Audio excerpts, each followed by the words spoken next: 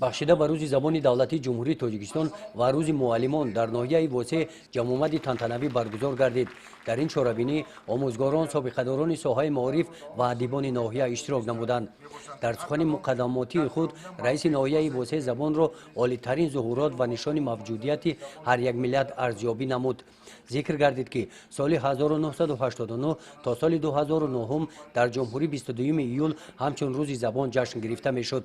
маҷлиси олии ҷумҳурии тоҷикистон бо мақсади минбаъд такмил додани қонунгузории ҷорӣ қонуни ҷумҳурии тоҷикистон дар бораи забони давлатии ҷумҳурии тоҷикистонро қабул кард. аз соли 2009 ҳамасола 5 октябр дар саросари кишвар ҳамчун рӯзи забони давлатӣ таҷлил мегардад. боиси ифтихор аст ки мардуми хиратманду фарҳангдӯсти мо забони модарии хешро ҳамеша гиромӣ дошта онро дар баробари дигар муқаддасоти миллӣ хотираи таърихӣ ва нангу номус ҳифз менамоянд. бинобар ин ҳифзу гиромидошти ин ганҷ вазифаи ҳар як фарди ҷомеа мебошад.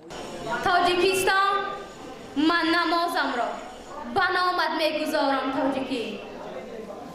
ифтихорам тоҷикӣ, дору надорам тоҷикӣ.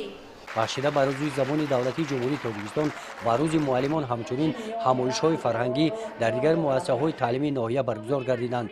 дар муассисаи таҳсилоти миёнаи умумии рақами 1 ин рӯзи муборак бо барномаи ҷолиби идона хотирмон гузашт.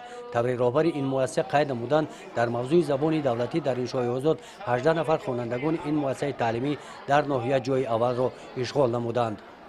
гуфт ҷоҳӣ бо падар эй арҷуманд, валаҳ инро хонаи мо мебаранд.